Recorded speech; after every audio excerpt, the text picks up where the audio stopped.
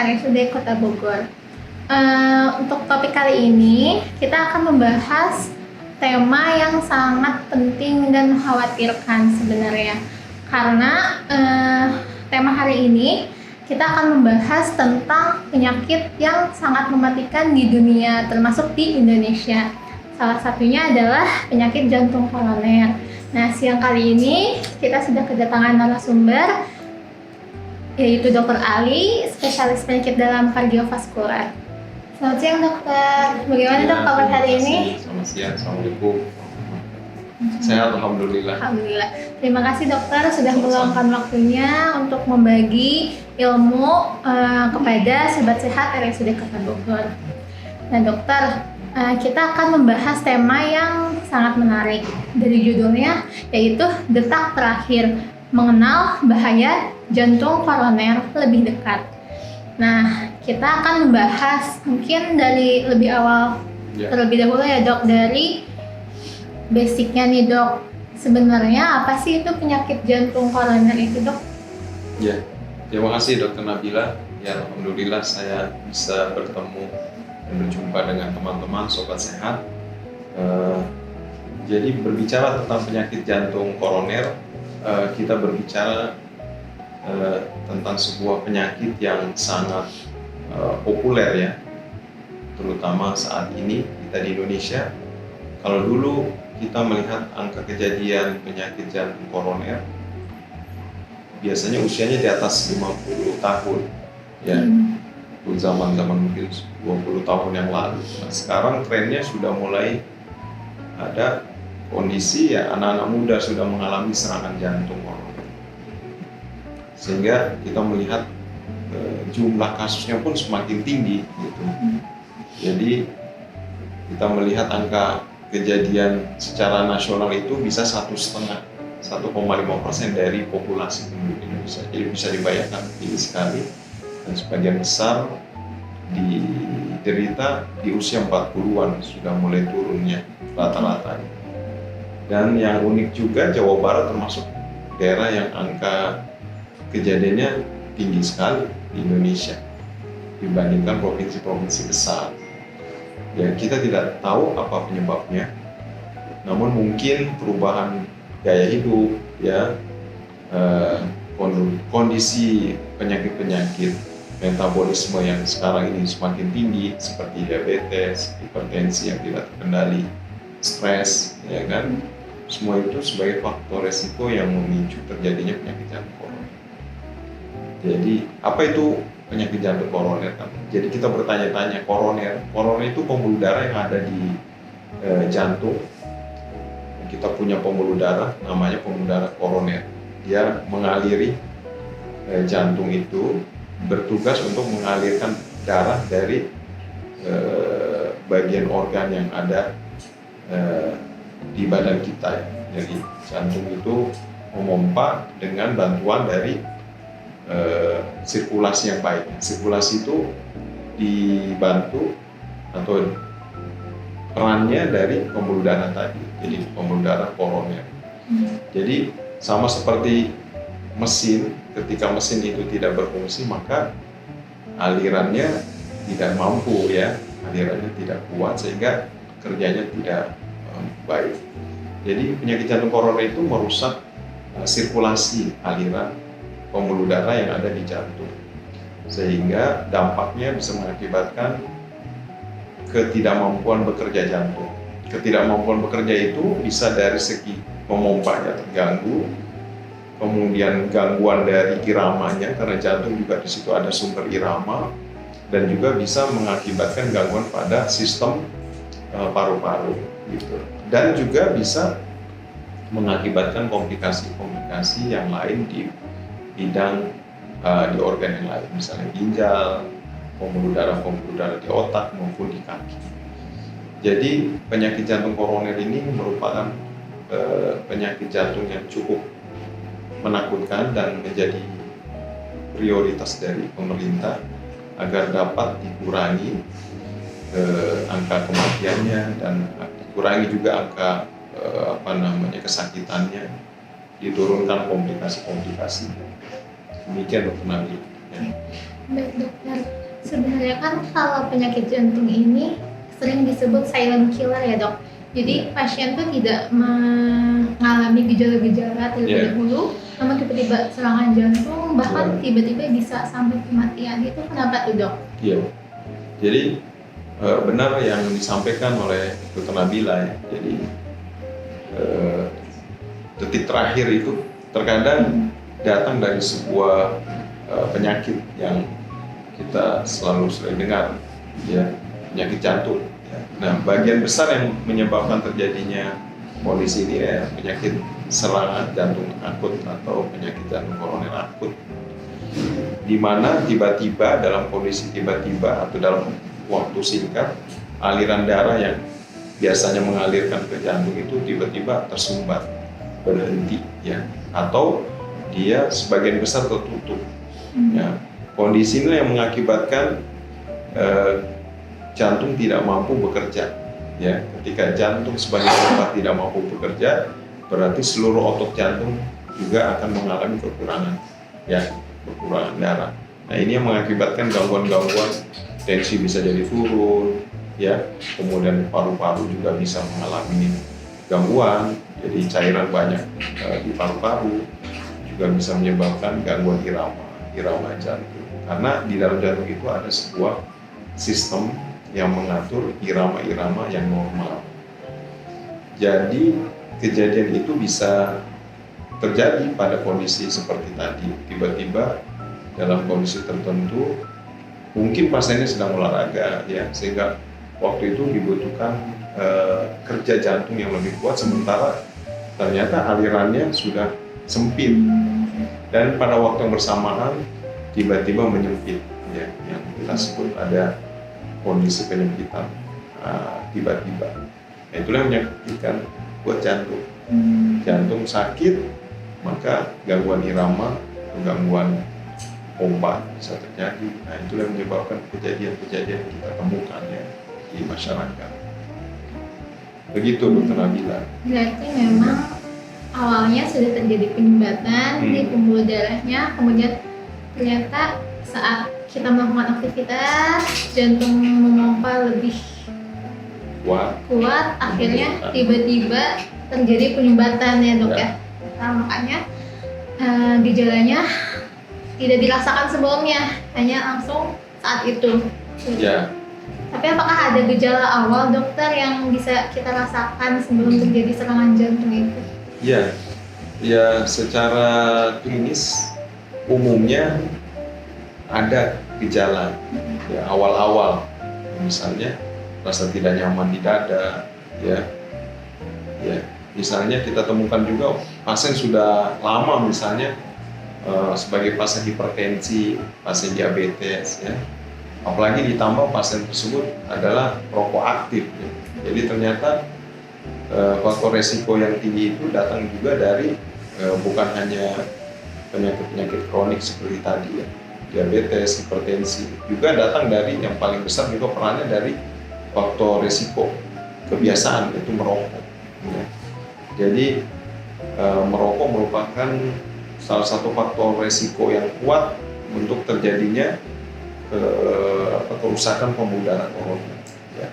Sehingga ya kita bisa membayangkan anak muda sejak SMP merokok misalnya, kemudian berlanjut sampai dia anggaplah kuliah aktif, biasanya merokok makin jadi ya kan, dan aktivitasnya mungkin bertambah, ya, kapasitas jantungnya juga tidak bertambah ya kan, sama aktivitas tinggi, sumbatan sudah mulai muncul akibat rokok, ya, itulah yang menyebabkan terjadinya keluhan.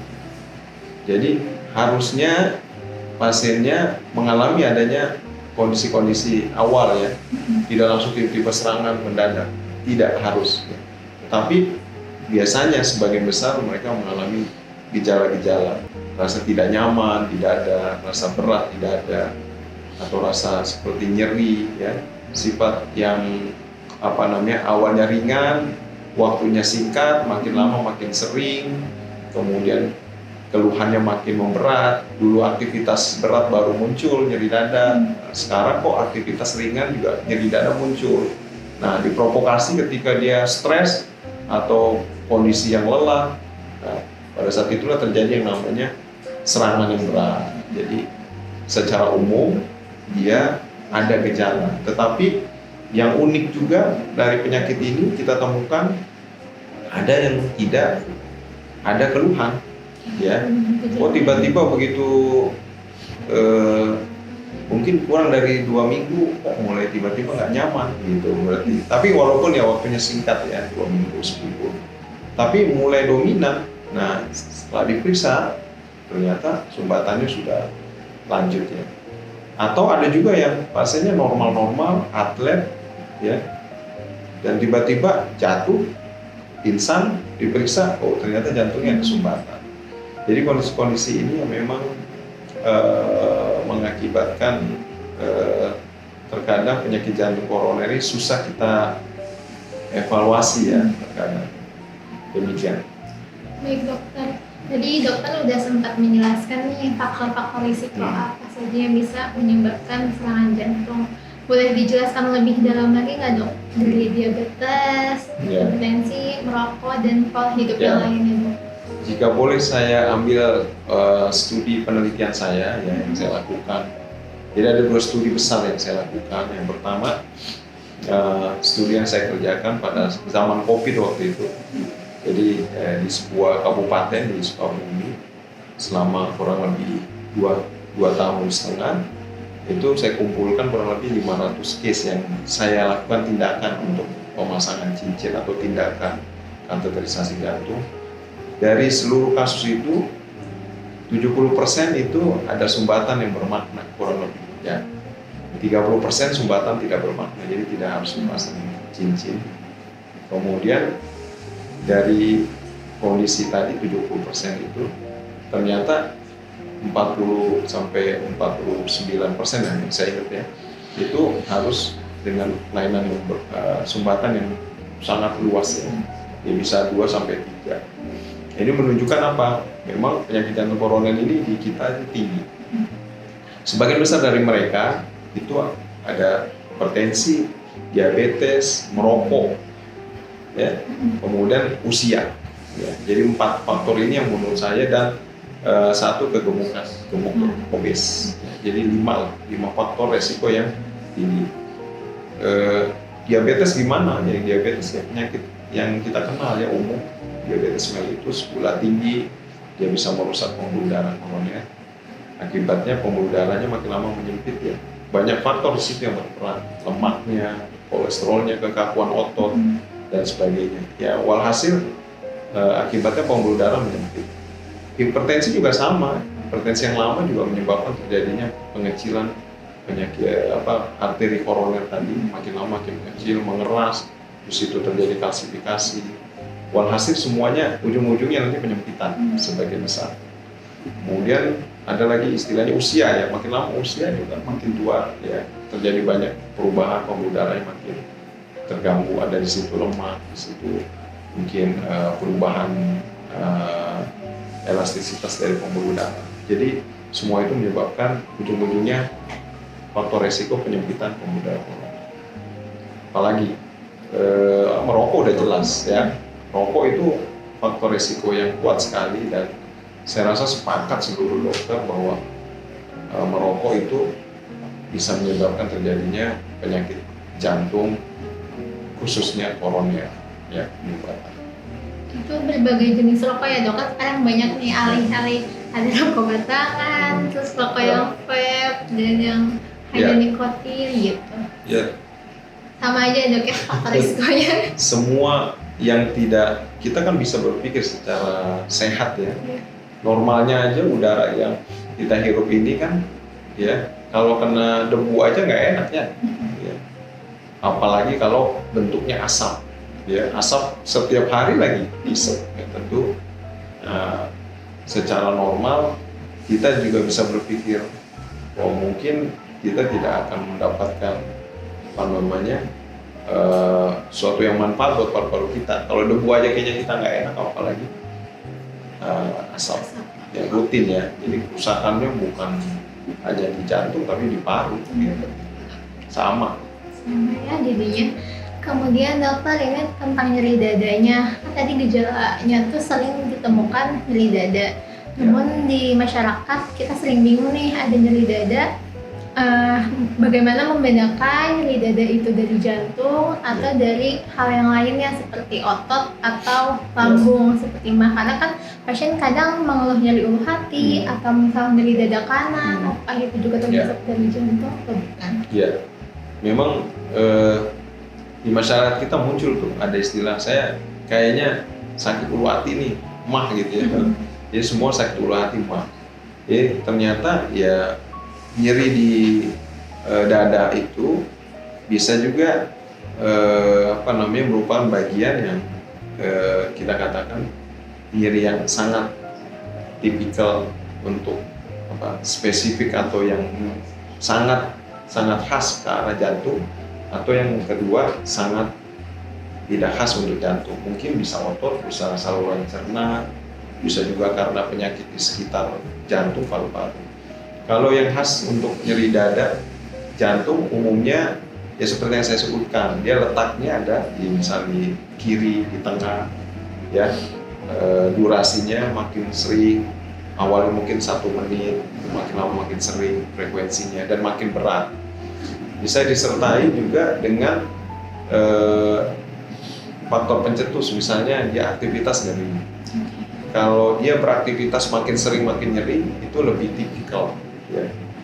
Rasa nyerinya pun bisa menjalar ke lengan kiri yang pada saat muncul bisa sampai ke belakang, bisa ke pundak. Ada juga sampai pasien yang saya dapatkan sampai ke seperti rasa tercekik, ya. Tapi selalu diingat semua itu umumnya ada faktor resiko. Jadi jarang ya praktek klinis yang dia berdiri sendiri. Maksudnya orang sehat tiba-tiba merasa aduh tercekik lehernya. Kemudian kita evaluasi, oh penyakit jantung koroner itu mungkin saya tidak ingat gitu ada yang berdiri sendiri, walaupun kemungkinan besar, kemungkinan kecil ada ya.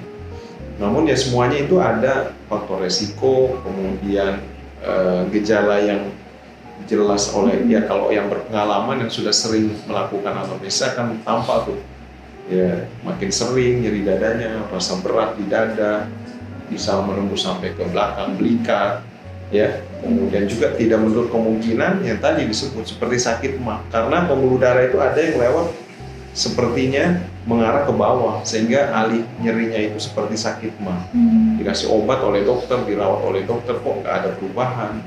Ya, ternyata setelah dicek pada waktu serangan akut ya, ternyata dia ada gejala penyakit jantung koroner yang memang posisi yang mengena itu di bawah, di bagian inferior di bawah. Gejalanya mirip seperti sakit mah. Bisa juga kita temukan yang mirip dengan nyeri otot ya. Kalau nyeri otot biasanya pasien bisa nunjuk, dipegang nyeri, atau misal ada benturan nyeri.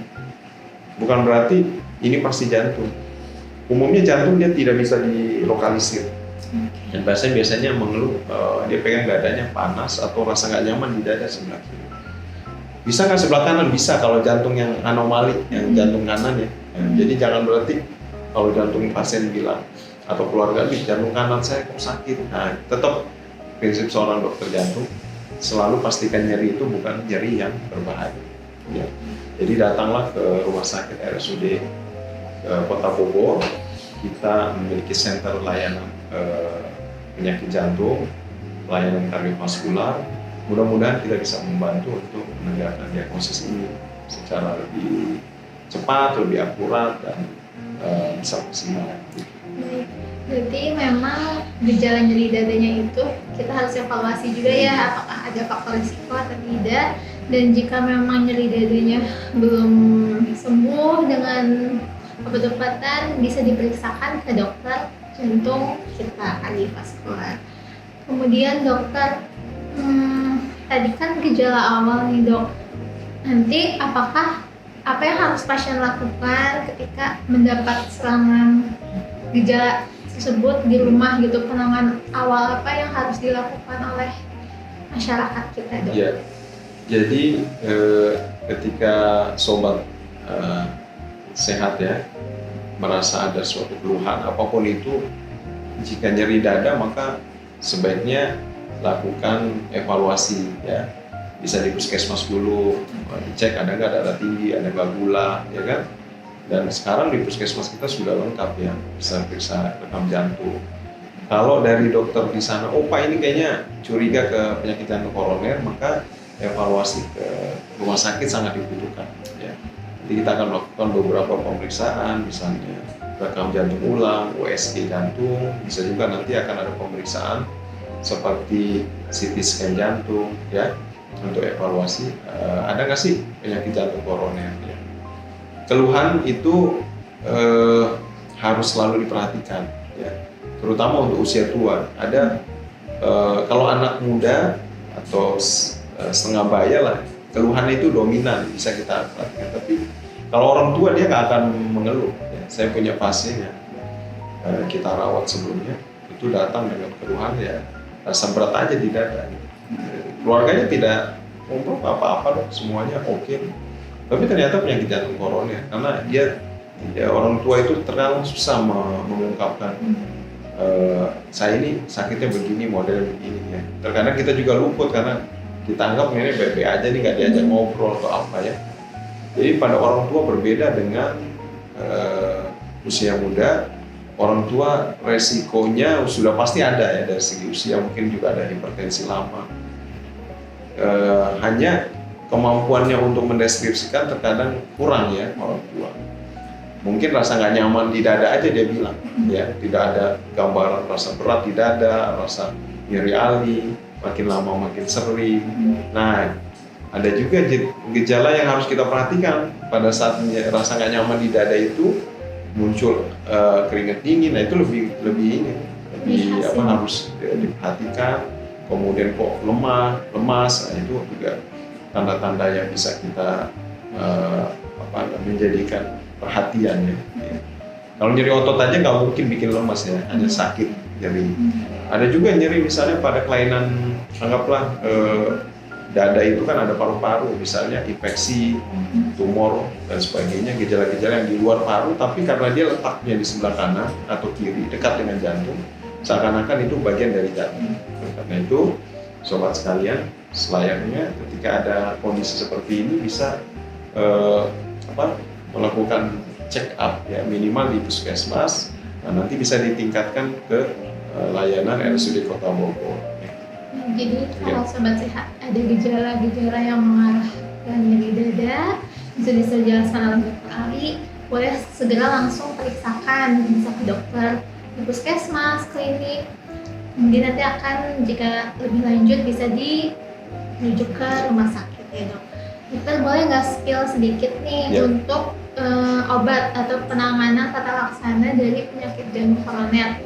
Itu apakah bisa hanya obat-obatan atau harus ada tindakan yang orang masyarakat kita kenal dengan pasang ringan gitu? Ya, jadi bagaimana pengobatan penyakit jantung koroner setelah didiagnosis, misal anggap dokter dok, Pak Ibu ini penyakitnya namanya penyakit jantung koroner. Nah sifatnya tentu ada dua ya tadi, yang sifatnya akut maupun yang sifatnya kronis. Yang akut itu yang kejadian tiba-tiba yang sampai otot jantungnya cedera ya karena penyempitan tadi, bukan cedera misalnya kena benturan, tapi maksud saya cedera tersumbat sehingga alirannya tidak lancar dan memiliki keluhan ya, seperti tadi gangguan irama ataupun gangguan distribusi darah, maka tindakannya harus segera dibuka pembuluh darah yang tersumbat tadi. Caranya yang biasa kita kenal dengan kateterisasi jantung. Jadi kateterisasi jantung itu atau bukan dikatakan pasang cincin langsung, belum. Jadi itu adalah sebuah pemeriksaan evaluasi diagnostik, pengecekan, memasukkan alat kateter, bentuknya seperti kalau saya bilang sama pasien, Bu nanti dimasukkan alat seperti infus ke dalam pembuluh darah, lebih kecil dari infus ya. Karena kalau infus itu ada lagi nanti yang masuk ke dalam. Jadi dia lewat saluran pembuluh darah yang ada di tangan ataupun di paha, kemudian sampai ke jantung dan nanti dilihat digambar, dikasih alat, kemudian kontras digambar, nanti kelihatan mana pembuluh darah yang tersumbat. Nah kalau tersumbatnya dia ringan, kita hanya kasih obat. Kalau dia berat, ya signifikan, maka dibalon dan dipasang cincin. istilahnya. Bukan berarti cincin yang ada di tangan dimasukin, nggak mungkin masuk, tapi ada alat yang mirip seperti ring bahasa kita ya, bahasa ring atau stand. Dia nanti dimasukkan, kemudian nanti dikembangkan, dan di bagian yang sempit tadi itu dibuka gitu. Ya pertama mungkin dibalon dulu biar lebar, kemudian masukkan stand atau cincin tadi, kemudian nanti dilebarkan sesuai ukuran pembuluh darah. Nah setelah itu tinggal dijaga bagaimana caranya supaya tidak ada penyumbatan lagi. Nah yang kedua, kalau yang sifatnya tidak akut, maka pengobatan mengendalikan faktor-faktor resiko yang bisa menyebabkan terjadinya serangan. Namanya ikhtiar ya, bisa dengan cara ya hipertensi dikendalikan, diabetes gulanya dikendalikan, stresnya dikendalikan, obesnya berat badan berlebih dikendalikan, semua faktor-faktor resiko itu istilahnya dikendalikan. Kemudian tentu ketika ada obat-obat tertentu yang harus kita gunakan, misalnya obat-obat untuk mencegah terjadinya penyumbatan ya. Kemudian juga ya kalau ada obat hipertensi kita gunakan hipertensi, obat gula kita gunakan obat gula. Dan yang berikutnya ya tentu lifestyle, merokok wajib, tidak boleh merokok lagi. Ya begitu ya, Dr. Nabila ya. Oke, baik. Jadi untuk penanganan dari penyakit jantung koroner itu tergantung dari serangannya apakah akut atau kronik. Kemudian intinya adalah karena penyebabnya adalah penyumbatan, jadi kita harus membuka pembuluh darah di jantung tersebut. Baik dokter, ini ada pertanyaan dari Sobat Sehat dari YouTube ya dok ya. Boleh kita bacakan ya dok ya? Ada pertanyaan yang pertama, apakah nyeri dada selalu berhubungan dengan jantung koroner dok? Iya. Kalau pertanyaan seperti ini berhubungan sebagian besar kalau nyeri dada yang berat, ya dengan faktor resiko harus dipastikan ini bukan penyakit jantung koroner. Tapi spesifiknya adakah nyeri dada seperti tertekan, rasa seperti tertusuk, rasa panas di dada bagian tengah yang bisa menjalar ke belakang belikat, ke pundak maupun bisa ke tangan, disertai faktor-faktor tambahan seperti keringat dingin, tensi makin nggak terkendali. Ya. Nah itu berhubungan nyeri dada yang tadi. Tipikal itu seakan-akan mirip lah ke arah gejala tadi. Tapi kalau yang nyeri dadanya ditunjuk, kemudian dia lagi stres ujian, kok lagi nggak enak di dada, mungkin bukan. Atau misalnya habis trauma dada jatuh, kemudian terbentur sakit dada, ya mungkin bukan. Atau pasiennya mungkin mengalami penyakit paru-paru ya, ya dia akan ada gejala tambahan nih, sering batuk-batuk ya. Tapi nyeri dada juga mungkin bukan gejala yang khas untuk penyakit jantung koroner. Atau ada juga nih banyak ibu-ibu ya umumnya stres, chest pain terus, setelah diperiksa malah sampai di kateter ternyata normal. Jadi stresnya sama suaminya. Banyak nih kasusnya nih, ya. Jadi psikosomatik. Jadi badan ini itu mirip seperti sebuah organ yang sangat berhubungan. Jadi ada yang namanya koneksitas ya, jantung, organ sekitar dan pikiran. Jadi stres bisa memicu terjadinya gejala-gejala seperti tadi ya. Ya, oke lah. Serangan jantung gitu ya dok ya? Ya. Oke. Selanjutnya dokter, ada pertanyaan. Siang dokter, nenek saya usia 60 tahun, mengeluh nyeri dada saat berjalan jauh atau naik tangga, tapi hilang setelah istirahat. Tidak ada nyeri saat sedang duduk atau tidur. Apakah itu termasuk penyakit jantung, dok? Ya, ini menarik ya, usia 60 tahun, mungkin lebih kali. Nyeri dada saat berjalan. Jadi ketika jantung itu bekerja, berjalan itu jantung kan bekerja ya. Untuk orang tua dia banyak ya lemak-lemaknya. Ke bahasa awamnya lemak di dalam pembuluh darah. Sebenarnya bukan lemak model seperti lemak perut yang ada di pembuluh darah, cuman dia nanti akan membuat sebuah jaringan yang isinya fibrinos ya, yang kelemakan itu, atau dia bisa campuran ya, ada lemak di situ, ada fibrin di situ dan sebagainya. Jadi menyempit tuh aliran darahnya. Ya semuanya itu berawal dari mekanisme tadi. Jadi lemak yang tertimbun kemudian menempel dalam sebuah sistem yang ada di dalam pembuluh darah koroner, ujung-ujungnya menyempit. Kalau terus menerus makan lemak, ya risiko obes tinggi, ujung-ujungnya risiko penyakit kardiovaskular tinggi, hipertensi juga makin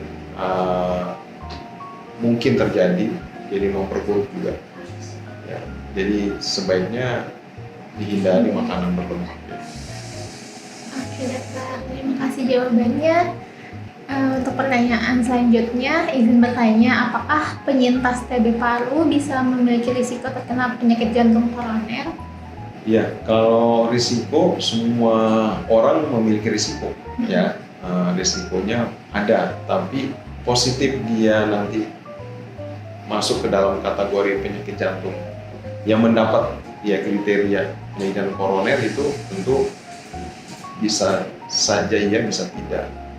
Nah, kalau misalnya penyintas ini merokok, kemudian hipertensi lama, kemudian ya faktor umur juga makin tua, resikonya makin tinggi jadinya. Jadi ada faktor resiko yang memperburuk atau mempercepat atau meningkatkan resiko terjadinya penyakit jantung koroner. Ya. Tapi bukan berarti orang yang gemuk pasti jadi sakit jantung. Orang yang kurus pun banyak yang sakit jantung. Ya. Baik, berarti memang untuk faktor risikonya tetap harus diperhatikan, tidak hanya dari penyintas TB parunya, apakah tadi faktor-faktor risiko yang sudah dijelaskan oleh dokter ada atau tidak pada penyintas TB paru. Baik dokter, pertanyaan dari saya sudah selesai, dari Sobat Sehat juga sudah selesai. Ada pesan-pesan nggak dokter untuk masyarakat kita tentang penyakit jantung koroner ini? Ya, berdasarkan pengalaman praktek ya yang saya lihat di Indonesia ini memang angka kejadian penyakit jantung koroner baik yang sifatnya tiba-tiba maupun yang kronis itu tinggi, terutama di Jawa Barat. Ya, angka kematian pada jamaah haji itu selalu tinggi akibat penyakit kardiovaskular, ya kan? Dari tahun ke tahun. Jadi ini merupakan fenomena yang semakin lama makin meningkat ya, bukan cenderung turun. Jadi ada sesuatu hal di sini. Kemudian faktor usia pun nggak bisa kita katakan Anda masih muda, gitu. Anda nggak akan kena penyakit jantung. Ternyata tidak, gitu. Sekarang makin usia 20-an ada yang kena penyakit jantung. Ya, jadi sobat sehat ya. Jangan lupa untuk melakukan evaluasi ketika misal ada tensi mulai tinggi, gula mulai naik, kemudian ada gejala-gejalanya di dada ya. Tidak ada salahnya untuk melakukan evaluasi ya. Datang ke puskesmas dan nantinya boleh minta rujukan ketika nanti dokter di puskesmas itu menilai perlu dievaluasi. Boleh datang ke RSUD Kota Bogor, kita memiliki center layanan kardiovaskular. Demikian Dokter Nabila ya.